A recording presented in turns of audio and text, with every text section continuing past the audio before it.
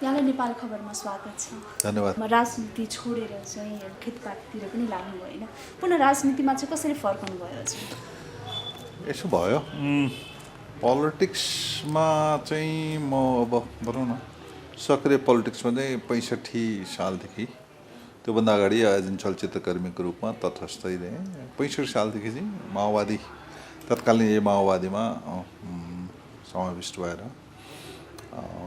तत्कालीन माओवादीले उठाएको एजेन्डाहरू जति पनि थियो, संघीयता, धर्मनिरपेक्ष, समानुपातिक, समावेशी होइन, उत्पीडित आदिवासी जनजाति दलित महिलाको इस्युहरू र असमानता, धेरै असमानता इस्युहरू थियो। त्यो माओवादीको एजेन्डा ठिक छ। अब यसले चाहिँ समाजमा एक किसिमको एउटा समतामुखी समाज निर्माण गर्नलाई निर्वाह गर्छ। त्यसका अर्थमा माओवादीलाई को एजेन्डालाई साथ दिने भन्ने थियो। एवं रीतले माओवादीको तर्फबाट नेपाल सरकारको युवा तथा खेलकुद विभाग, युवा तथा खेलकुद मन्त्रालय अन्तर्गत राष्ट्रिय खेलकुद परिषद, त्योभन्दा अगाडि चलचित्र विकास बोर्डमा थियो। अनि मेरो कार्यकाल समाप्त भएपछि म लगभग पर्यटन क्षेत्रमा अलिकति टाइम व्यस्त भयो। अनि विशेषतः नेकपा माओवादी र एमाले पार्टी एकता भएपछि चाहिँ मेरो पोलिटिकल एक्टिभिटी चाहिँ एकदमै छोडेको भन्दा सुसुप्त अवस्थामा थियो। किनभने त्यो एकता प्रक्रियाबाट जुन एजेन्डा माओवादीले लिएको त्यो एजेन्डा सही ठाउँमा पुग्दैन भन्ने नै थियो। किनभने संघीयता, विभिन्न समावेशी लोकतन्त्रको विपक्षमा रहेको पार्टी र पक्षमा रहेको पार्टी बिचको एकताले त्यो ठिक हुँदैन भन्ने लागिसकेपछि सुसुप्तमै रहेको अवस्था हो। यद्यपि के हो भन्दा पार्टी छोडिहालेको अवस्था चाहिँ थिएन। त्यसै क्रममा फेरि पार्टी विभाजन भएर माओवादी केन्द्र भयो। माओवादी केन्द्रले फेरि आफ्नै एजेन्डामा आएपछि त्यहाँबाट फेरि अलि एक्टिभ अहिले चाहिँ विशेष महाधिवेशनमा, किनभने महाधिवेशनको प्रतिनिधिको रूपमा आएर अहिले नयाँ डकुमेन्ट आउँदैछ, नयाँ दस्तावेज, नयाँ जीवनशैली अथवा नयाँ कार्यनीति रणनीतिहरू आउँदैछ। यसमा केही न केही भूमिका आफ्नो तर्फबाट पनि दिनुपर्छ अथवा गर्नुपर्छ। भनेपछि त्यति बेला चाहिँ नेकपा एमालेसँगको एकीकरण, जुन पार्टी एकता भएको थियो, त्यो यहाँलाई चित्त बुझेन? एमाले पार्टीको सर्र हेर्दाखेरि, उहाँहरूको कार्यनीति हेर्दाखेरि उहाँहरू अलिकति नस्लवाद जस्तो। कस्तो भने जहाँ पनि एमाले दलै हुनुपर्छ र जेमा पनि एमाले नै हुनुपर्छ भनेर एक किसिमको नस्लवादतिर उहाँहरू गइराखेको जस्तो देखिन्छ। सहकार्य, सहअस्तित्व होइन, सबै कुरा मिलेर अगाडि बढाउनुपर्छ भन्ने नीतिभन्दा पनि निकै एउटै नसल, एमाले नसल हो, त्यो भित्र हुनुपर्छ भन्ने उहाँ मनोविज्ञान। तपाईँको उहाँहरूको सानो एउटा कमिटी, तल्लो स्तरको कमिटीदेखि लिएर माथिल्लोसम्मको स्तरको कमिटी देख्नुभयो भने तपाईँ त्यहाँ समावेशी देख्नुहुन्न होइन। लगभग एकै वर्गका, एउटै नसलका, एउटै जातिका व्यक्तिहरूले त्यहाँ सञ्चालन गरिराखेका र लगभग एउटै प्रवृत्ति देखिराखेको छ।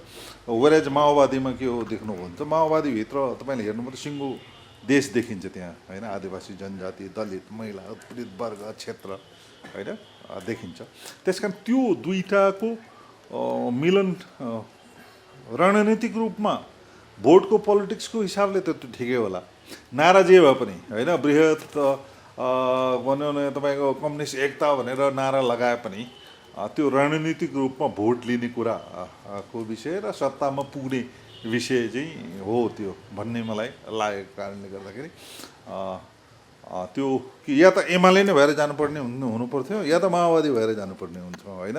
त्यो कालो र सेतो मिक्स यदि तपाईँले गर्नुभयो भने त्यसको कलर न कालो रहन्छ न सेतो, त्यो त ग्रे हुन्छ तपाईँ होइन, ग्रे एरियामा जान्छ नि, त्यो नै हो भन्ने लागेरै अलिकति म सुसुप्तमा रहेँ। खेलकुद र चलचित्रतिर होइन माओवादीले जसरी तपाईँलाई सहयोग गर्यो नेतृत्व हाँक्नको लागि, त्यसैको ऋण तिर्नको लागि पनि माओवादी बन्नुभएको हो भन्ने होइन, यसो छ माओवादीको जग यदि आज तपाईँले हेर्नुभयो भने माओवादीको जग मैले चाहिँ कस्तो भने अब अन्य साथीहरू कुनै पद र प्रतिष्ठाको लागि माओवादीभित्र जाने कुरा होला। म जुन बेला माओवादी पार्टीभित्र प्रवेश गर्ने त्यो बेला माओवादी सत्तामा थिएन होइन, सत्ता बाहिर हुँदाखेरि नै म माओवादी पार्टीमा प्रवेश गरेको। अनि अर्को कुरा चाहिँ के हो भन्नुलाई भने जमिनसँग जोडेको मान्छेहरू उत्पीडित वर्ग क्षेत्रको अधिकारको लागि, सङ्घीयताको व्यवस्थाको लागि, समानुपातिक समावेशी राज्य व्यवस्थाको लागि, सिङ्गो नेपालदेखि नै जुन व्यवस्थाको लागि लडेको छ। त्यस कारण यो ठिक हो भन्ने कुरा। अन्य लोकतान्त्रिक पार्टीहरूमा के हुन्छ भन्दाखेरि प्रतिस्पर्धा गर्ने, स्वच्छ प्रतिस्पर्धा गर्ने भन्ने हुन्छ। तर स्वच्छ प्रतिस्पर्धाको तात्पर्य के हो भन्नलाई भने एउटा पिएचडी गरेको मान्छे र एसएलसी गरेको मान्छे यदि प्रतिस्पर्धा गर्ने भनेको त के हो भन्दा त्यो त पिएचडीलाई जिताउने कुरा हो। अथवा 5 वर्षको एकजना 5 वर्षको बच्चा छ, एकजना 15 वर्षको बच्चाको बिचमा तपाईँ प्रतिस्पर्धाको भनेको त त्यो 15 वर्षको बच्चाले जिताउने हो कुरा हो नि।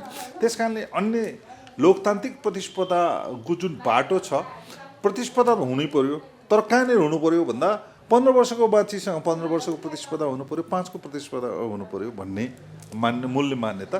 त्यस अर्थमा उहाँहरूको जुन प्रतिस्पर्धाको शैली छ त्यो प्रतिस्पर्धाको शैली भनेको हुने खाने बलियो व्यक्तिले नै सत्तामा पुर्याउने भन्ने हो। त्यस कारणले गर्दा ग्राउन्डमा जस्तो अहिले हामीलाई तत्कालीन रूपमा समावेशी समानुपातिक किन चाहियो भनेर यदि प्रश्न गर्यो भने 104 वर्षसम्म राणा शासन, त्यो बेला 250 वर्ष अगाडिदेखि नै उत्पीडित क्षेत्र भयो, वर्ग भयो, जाति लिङ्गलाई जुन विभेद छ त्यो विभेदलाई काहीँ न काहीँ आरक्षित र समावेश गरेर नीति तहमा लानुपर्छ भन्ने एजेन्डा त धेरै महत्त्वपूर्ण एजेन्डा छ। त्यस अर्थमै मेरो माओवादीलाई सहयोग समर्थन र आज माओवादी भइरहनुको तात्पर्य त्यो। कतिवटा मैले कम्युनिस्ट विचारधारा कयौँ कुरा म बुझ्दिनँ भनौँ न, एकदमै कम्युनिस्टका दिव्य बाणीहरू, कयौँ मार्क्सका कुराहरू, लेनिनका कुरा कयौँ नबुझ्दो हो म। तर साधारण लेमेनको हिसाबले पनि के हो भन्दाखेरि वर्गीयताको हिसाबमा तपाईँ कसको पक्षमा उभिने भन्ने कुरा महत्त्वपूर्ण छ। त्यस अर्थमा चाहिँ म माओवादी हुँ। बाँकी माओवादी भित्र भएपछिको दिने जिम्मेवारी त उहाँहरूलाई उपयुक्त व्यक्तिहरू जहाँ जहाँ काम चाहियो अथवा जसले जहाँ काम गर्न सक्छ त्यस अर्थमा उहाँहरूले मलाई जिम्मेवारी दिएको कुरा हो। केन्द्रीय सदस्य भएर चाहिँ महाधिवेशनमा आउनु भएको छ होइन, महाधिवेशनमा प्रचण्डले प्रस्तुत गर्नुभएको दस्तावेजहरू पनि हेर्नुभयो भने के पाउनु भएको दस्तावेजमा चाहिँ? यसपटकको दस्तावेज जेनरली अहिलेको अहिले अन्तर्राष्ट्रिय जगतमा रहिरहेको पोलिटिक्स कहाँ पुग्यो भन्दाखेरि अँध्यारो ठाउँमा पुग्यो भन्ने एउटा दस्तावेजमा देखाइएको छ। त्यो भनेको अब त्यहाँबाट त्यो प्रोग्रेसिभ भएन। त्यो जस्तो लोकतन्त्रको पराकाष्ठको कुरा गरेछ, कम्युनिजमको पराकाष्ठको कुरा गरेछ, त्यो सबै एउटा पराकाष्ठमा जाँदाखेरि अब बाँकी के रह्यो त भन्दाखेरि बाँकी मान्छे त पद र पैसाको लागि मात्रै जाने भयो। कुनै देशको राष्ट्रपति बन्ने, प्रधानमन्त्री बन्ने, पदमा जाने, पैसा कमाउने भन्ने एउटा पार्ट पोलिटिकल त्यहाँ इन्ड भयो। त्यो प्रोग्रेसिभ भएन। प्रोग्रेसिभ नहुने भए त्यो मान्छे के हुन्छ भन्दाखेरि निराश हुने भयो नि त। त्यो अगाडि बढ्ने कुरा भएको भए त्यो अगाडि बढ्ने प्रोग्रेसिभ हुन्छ, मान्छेलाई उत्साह हुन्थ्यो। त्यो त्यहाँ पुग्यो भन्ने एउटा दस्तावेज हो, त्यो देखाइएको छ। अर्को कुरा चाहिँ आर्थिक रूपमा अहिले विश्व आर्थिक चाहिँ हिजो अर्थनीति कस्तो हुन्थ्यो, उत्पादनमा लगानी र उत्पादन र वितरणको कुरा आउँथ्यो होइन। उत्पादनमा लगानी हुने, उत्पादनबाट वितरण नहुने, त्यसबाट मुनाफा कमाउने भन्ने थियो हिजोको होइन परम्परा। तर अहिले के भयो भन्दा पुँजीपतिहरूले पुँजीको लगानी पुँजीमा जाने, जस्तो सेयर मार्केटमा लगानी गर्ने जहाँ कुनै मेहनत पर्दैन, जहाँ कुनै प्रडक्ट हुँदैन, अथवा कुनै वित्तीय इन्स्टिट्युसनमा अब प्रमोटर के हो त ब्याङ्कहरू, नेपालको ब्याङ्कको सन्दर्भमै अथवा इन्टरनेसनल ब्याङ्कको सन्दर्भमा त्यो ब्याङ्कहरू त सर्भिसमा हुनुपर्ने, तर ब्याङ्क के भयो भन्दा अब प्रफिटेबल इन्स्टिट्युसन हो। नेपालकै सन्दर्भमा तपाईँले हेर्नुभयो भने के देखिन्छ भन्नु होला, ब्याङ्क कहिले पनि घाटामा गएको देखिन्न। तर ब्याङ्कसँग ऋण लिने व्यापारिक घराना ग्रुपहरू, हाउसहरू अथवा व्यापारिक सङ्गठनहरू सबै घाटामा हुन जाने, तर ब्याङ्क चाहिँ सबै प्रफिटमा जाने भनेपछि पुँजीको लगानी पुँजीमा कम मेहनत गरेर पुँजीको लगानी पुँजीमा जाने जुन अवस्था छ, त्यो अवस्थाले गर्दा अहिले विश्व राजनीति अथवा विश्वभरिको अर्थ राजनीति के हो भन्दाखेरि सीमित वर्ग, सीमित मान्छेको हातमा अर्थनीति, विश्व आर्थिक पुग्ने र आम जनता चाहिँ अभावमा गुज्रिनु पर्ने भन्ने कुरा अहिलेको डकुमेन्टको मेन एउटा यो आछ। यो एउटा पोलिटिकल भयो, एउटा आछ भने अर्को कुरा अहिलेको डकुमेन्टले भनेको चाहिँ पर्यावरणको बारेमा एकदम स्पष्ट नीति बोलेको छ, जुन पर्यावरणले गर्दाखेरि संसारका धेरै नसलहरू, चाहे समुद्रिक जैविक कुरा होस्, चाहे वन जङ्गलभित्र रहेका जैविक कुरा होस्, इभन मानवीय नसलहरू पनि अहिले के हो भन्दाखेरि विविध उसले तपाईँको पर्यावरणको नाशले यो गर्दाखेरि तपाईँको ह्रास भएर गएको छ। यसलाई अब नेपाल जस्तो मुलुकले एउटा अभियानका रूपमा अगाडि बढाउनुपर्छ भन्ने एउटा महत्त्वपूर्ण डकुमेन्टको एउटा पाटो छ। अर्को कुरा चाहिँ माओवादीको जनयुद्ध कालदेखि 62-63सम्म 65सम्म आए, त्यो बेलाको एउटा कालको माओवादी, त्यसपछिको अहिले यहाँ जस्तो भनौँ 78सम्म आएको माओवादी र माओवादीले चलेका विभिन्न रणनीतिहरू, राजनीतिकहरू को गम्भीर समीक्षा त निर्ममतापूर्वक समीक्षा अहिलेको डकुमेन्टले गरेको छ। त्यो भनेको अध्यक्ष प्रचण्डले यहाँ गल्ती भएको छ, त्यो गल्ती मेरै कारणले भएको हो, मैले यो चिज नगरेको भए यस्तो हुने थिएन भनेर तपाईँको एकदम गम्भीर समीक्षा र आत्मआलोचना भएको छ। त्यस अर्थमा मलाई के लाग्छ भन्दाखेरि यो अहिलेको आत्मआलोचना जुन डकुमेन्ट आएको छ, यी निकै यसो झट्ट हेर्दा त पुरानै जस्तो देखिन्छ, मतलब अक्सर बोलिने कुराहरू तिनै हुन् भन्ने जस्तो देखिन्छ, होइन। यसका एकदम सूक्ष्ममा हेर्ने हो भने यसपल्टको डकुमेन्ट चाहिँ नयाँ कार्यदिशा माओवादीलाई मात्र नभएर सिङ्गो देशलाई नै एउटा नयाँ कार्यदिशा दिने प्रकृतिको छ र एउटा विश्वभरि नै एउटा बहसमा जाने जस्तो डकुमेन्ट देखिन्छ।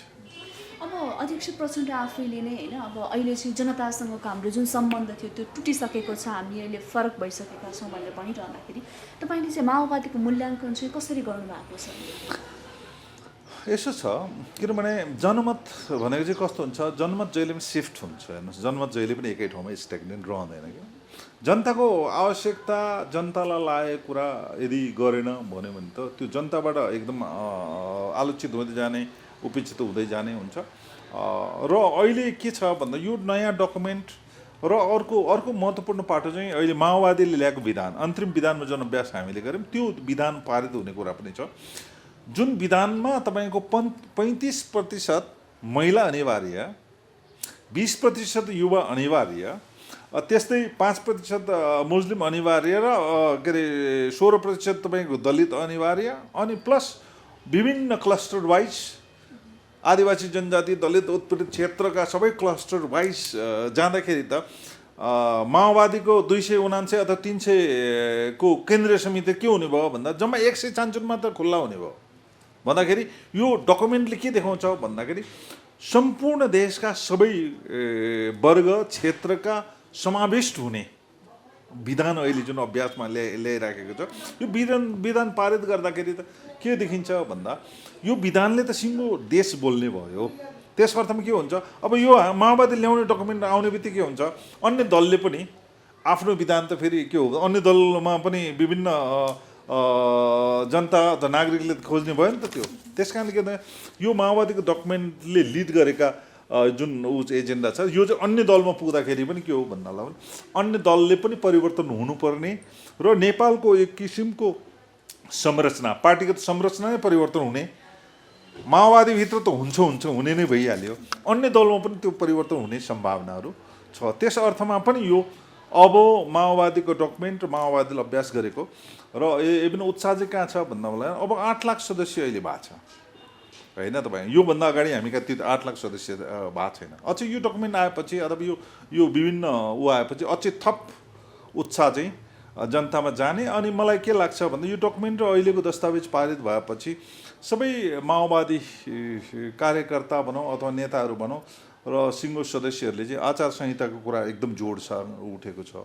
माओवादीभित्र रहेका तपाईँको प्रवृत्तिहरूमा कमी कमजोरीहरूलाई गम्भीरतापूर्वक समीक्षा गरेको छ। माओवादीभित्र पद र पैसाको पछि दौड्यो भनेर एकदम गम्भीर समीक्षा भएको छ। त्यस कारणले समग्रतामा अब यो डकुमेन्ट र यसको जुन बाहिर आएपछि नेपाली जनता समक्ष एकदमै भनौँ न आत्मालोचनासँग जाँदाखेरि चाहिँ मेरो भनाइ जे हिजो हामीले गरेका कमी कमजोरी छ त्योबाट अब हामी एकदमै जनतासँग जनताको घर दैलोमा पुग्ने र पुग्दाखेरि आनन्द महसुस हुने अवस्था चाहिँ निश्चित आउँछ भन्ने लागिरहेछ। यो महाधिवेशनले माओवादीलाई चाहिँ 2064को जस्तै शक्तिमा फर्काउँछ भनेर त्यो सम्भावना भइरहेको त तपाईँले चाहिँ के देख्नुहुन्छ? मैले भने जनमत चेन्ज हुन्छ होइन। कुनै पनि देशमा अथवा नेपाल होस् या संसारभरिको पनि ट्रेन्ड हेर्नुभयो भने जनमत जहिले पनि चेन्ज हुन्छ। जनताको पक्षमा जो उभिन्छ, जनताको पक्षमा जे गर्छ होइन, त्यसले जनमत परिवर्तन हुन्छ। निश्चित रूपले माओवादीले जे एजेन्डाहरू अगाडि ल्याउँदैछ अथवा जे आउँदैछ त्यसले एकदमै ठुलो प्रभाव जनमतमा पर्छ। त्यो कहाँ पुग्छ भनेर म ठ्याक्कै आकलन गर्न सक्दिनँ, तर निश्चित रूपले नेपाली जनताले अथवा नेपाली नागरिकको पक्षमा भएको कारणले राम्रो जनमत यसले हासिल गर्छ होइन। यो जनमतले अन्य दललाई पनि बहुतै सोच्ने बाध्य हुन्छ र समग्र नेपालको यो राज्य संयन्त्र अहिले अब हामीले ठुलो गम्भीर समस्या के पनि गरिरहेछौँ भन्नालाई प्रतिनिधिको बिचमा हलमा के बहस चलेछ भन्दा नेपाल सबैभन्दा ठुलो समस्या भ्रष्टाचार भयो, कमिसन तन्त्र भयो, दलाल पुँजीपतिहरूको हातमा गयो, आम जनताको हातमा केही पनि भएन, जनताले दुःख पाइरहेछ, जनतालाई राहत भएन र त्यो सबै कारण चाहिँ के हो भन्दा सबैभन्दा ठुलो जटिल समस्या भ्रष्टाचार र कमिसन तन्त्र हो भन्ने भएको छ। त्यस कारणले अब त्यहाँ पनि हिट गर्ने भयो नि त, यो दस्तावेजले त्यहाँ पनि हिट गर्ने भयो, त्यसको प्रभाव त माथिदेखि तल्लो चौरमा पर्ने भयो। त्यति हुँदै जाँदाखेरि माओवादीभित्रकालाई पनि हिट गर्ने भयो। माओवादीभित्र पनि त एउटा वर्ग त खडा भयो। जस्तो भनौँ न स्थायी समितिको सदस्यहरूको फोन नउठ्ने भयो, स्थायी समिति सदस्य केन्द्रीय सदस्यलाई फोन गऱ्यो भने आम जनताको तलबाट फोन गरेर नउठ्ने भयो। त्यस्ता किसिमको प्रवृत्ति त अब अहिले त छताछुल्लो सडकमा ल्याइदियो त अहिले महाधिवेशनले भनिसकेपछि मलाई लाग्छ जनमत चेन्ज हुन्छ। 64मा ठ्याक्कै पुग्छ पुग्दैन त भन्न सकिन्न, तर एकदम राम्रो जनमत सिर्जना गर्छ। अहिले माओवादीमा चाहिँ प्रचण्डको विकल्प छैन भनेर भनिरहँदा उहाँपछिको नेतृत्व चाहिँ कस्तो आउला भन्ने लाग्छ हजुरलाई? मैले भन्ने गरेको छु, यसो भन्दै गर्दाखेरि यो अति नै प्रचण्डको प्रशंसा गर्छ, पक्षपाती छ, यी प्रचण्डका झोले हुन् भनेर मलाई टाइम भन्ने गर्छु। तर मैले सरस्वती अहिले 65 सालदेखि 78 सालसम्म अध्यक्ष प्रचण्डसँगको खेलकुदको हिसाबले भनौँ अथवा चलचित्रको हिसाबले भनौँ गर्दै जाँदाखेरि अथवा पार्टीकै कयौँ विधाहरूमा हामीले छलफल गर्ने प्रक्रियामा उहाँको भिजन उहाँसँगको गर्दाखेरि अथवा उहाँले समय समयमा अभिव्यक्त गर्ने कुरा अथवा समय समयमा ल्याउने विचारहरू सबै कुरा हेर्दाखेरि म के भन्छु भन्दा अन्यथा अर्थ नलागोस्, 1 देखि 10 सम्म प्रचण्ड आफै उठ्ने हो, अरू साथीहरू 11बाट सुरु हुन्छ भन्छु कि म होइन। हुन त जसलाई पनि लाग्छ अध्यक्ष प्रचण्ड भइहालौँ भनेर, कयौँ साथीहरूलाई त अध्यक्ष प्रचण्डले केही पनि गरेन, अध्यक्ष प्रचण्डले केही पनि गरेन, अब हामी क्रान्ति गर्छौँ भनेर त जानुभयो त। बाबुरामजी गएर अध्यक्ष हुनुभएको छ, हेर्नु भएको छ होइन। किरण वैद्य उहाँ जानुभयो, उहाँले पनि बडा क्रान्ति गर्छु भने उहाँको पनि हालत हेर्नु भएको छ होइन। बादलजीहरू सबै बाहिर हुनुहुन्थ्यो होइन। अन्य दल धेरै साथीहरूले प्रचण्डै बन्छु भनेर, प्रचण्डले गर्न सकेन हामी गर्छौँ भनेर उहाँले लाग्नुभयो त। आज हेर्नुहोस् त कहाँ छ उहाँहरू, कहाँ हुनुहुन्छ, प्रचण्ड कहाँ छ। अनि फेरि एक त प्रक्रियामा फेरि आउनु भएको छ भनिसक्यो। के हो भन्दाखेरि यी सबैले के मैले भने 1 देखि 10 सम्म प्रचण्ड आज पनि किन हो भन्दा अहिले पनि उहाँको अनुसन्धान निरन्तर छ, समाजसँग निरन्तर जोडेको अवस्था छ। नेपालको लागि रणनीतिक कार्यनीतिक रूपमा अन्य दलसँग सहकार्यको कुराहरू छ। विभिन्न रणनीति शान्ति प्रक्रियादेखि धेरै कुराहरूमा राष्ट्रिय अन्तर्राष्ट्रिय रूपमा जसरी उहाँले बुझेर अगाडि बढिरहेछ, त्यस कारणले उहाँ 1 देखि 10 सम्म। अन्य साथीहरूले पनि के हो भन्नलाई भने राम्रो बुद्धिजीवी नेतृत्वदायी भूमिकामा रहनुभएका साथीहरू हुनुहुन्छ, धेरैजना राम्रो एकदम सक्षम साथीहरू हुनुहुन्छ। तर के हो भन्दा प्रचण्डको लेभलमा हुनुहुन्न भन्ने कुरा हो कि होइन। अब त्यसको लागि त साथीले के गर्नु, अनुसन्धान गर्नु, रणनीति गर्नु, तयारी गर्नु पऱ्यो, धेरै कुरा गर्नु पऱ्यो। किन प्रचण्ड त एक दिनमा बनेको त होइन, निश्चित रूपले प्रचण्ड बन्न टाइम लाग्छ। त्यस्तै उहाँहरूले पनि के हो भन्दा प्रचण्ड जस्तै बन्ने हो अथवा प्रचण्डभन्दा बेटर बन्ने हो भने समय लाएर अनुसन्धान गर्नुभयो, जनतासँग जोडिनु पर्यो। तपाईँको एउटा पद पाउने बित्तिकै फोन नउठाउने हुन्छ। प्रचण्डजी हुनुहुन्छ सानो तलभन्दा तलको ग्राउन्ड लेभलकोसँग पनि उहाँको सम्पर्क छ होइन। तपाईँ जो पनि मान्छे उहाँसँग एक्सेस छ आज, तर अन्य धेरै नेता एक्सेस छैन। जस्तो मेरो लेभलका मान्छेहरूले फोन गर्दाखेरि कोही साथीले फोन उठाउँदैन। फोन नउठाउने कारण के हो भन्दाखेरि उहाँलाई लागिसक्यो किन उठाउने त, यस्ता यो त म त एउटा इक्जाम्पल हो, यो देशभरि यो समस्या छ होइन। त्यस अर्थमा भोलिका दिनमा धेरै साथीहरू अब युवा साथीहरू स्टुडेन्टबाट आउनुभएका युवाबाट आउनुभएका धेरै पढे लेखेका साथीहरू हुनुहुन्छ अथवा अन्य त्यागी बिरागी साथीहरू पनि हुनुहुन्छ। उहाँहरूले मेहनत गर्दै जाँदाखेरि डेफिनेटली भोलि एउटा कालखण्डमा त नेतृत्व परिवर्तन हुन्छ नि होइन, नेतृत्व परिवर्तन हुन्छ।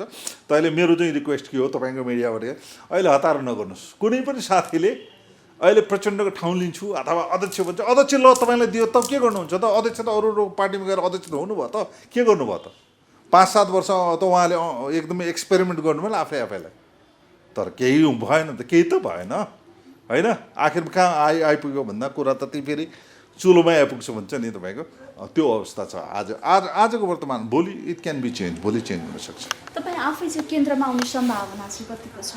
मलाई एक नम्बर त मलाई हतारो छैन होइन। म अब काम गर्ने मान्छे हो होइन। काम मलाई पार्टीले काम दियो भने पार्टीको काम गर्ने हो, पार्टीले काम दिएन आफ्नो काम गर्ने हो होइन। जो बिचमा म शिथिल थिएँ, मैले गएर तपाईँको चुरे संरक्षण तथा पर्यटन प्रबन्धन अभियान सञ्चालन गरेँ। आज 21वटा जिल्ला छ, त्यसको केन्द्रीय संयोजकको रूपमा म छु। होटल तथा पर्यटन व्यवसायी महासङ्घ प्रदेश 2 को धेरै कुरामा सरकारलाई सहयोग गरिरहेको छु। होटल तथा पर्यटन व्यवसायी महासङ्घ प्रदेश 2 सदस्यको सल्लाहकार छु। खेलकुदमा अब अहिले खेलकुद विभागमा छु, हिजो खेलकुदमा पनि भूमिका निर्वाह गर्ने। मेरो त स्पष्ट कुरा छ, पद तपाईँ केन्द्रीय समितिमा होस् माथि होस्, it makes no difference. As far as तपाईँ काम गर्नुहुन्छ भन्यो भने त्यसले फरक पर्छ। पोस्ट लिएर यदि काम गर्नुभयो भने फरक पर्छ, नभए भने पार्टीमा झुन्डेर बस्नुको मैले चाहिँ अर्थ देख्दिनँ। म वास्तविक रूपमा अर्थ देख्दिनँ हो। उपयुक्त कोही साथीलाई हुन्छ प्लेटफर्म, निश्चित रूपमा प्लेटफर्म चाहिन्छ। प्लेटफर्म हुँदा अथोरिटी हुन्छ, अथोरिटीबाट काम गर्न सजिलो हुन्छ होइन, त्यो चाहिँ छ निश्चित रूपले। तर मलाई केन्द्रीय सदस्य हुने, पोलिट ब्युरो हुने, यो हुने त्यो हुने अथवा प्रचण्ड बन्ने फलानु जस्तो बन्ने मलाई कुनै हतारो छैन। म युवराज लामा बन्ने हो, युवराज लामा कलाकार बन्ने हो, युवराज लामा अन्तर्राष्ट्रिय खेलाडी बन्ने हो, अहिले युवराज लामा पर्यटन तथा भनौँ न पर्यटन तथा यो संरक्षण चुरे संरक्षण पनि एउटा अभियन्ता बन्ने हो। त्यसमा म खुसी छु। तर भोलि पार्टीले मलाई होइन यो जिम्मेवारीमा लिनुहोस् काम गर्नुहोस् भन्यो भने I don't mind, I will do it, म गर्छु।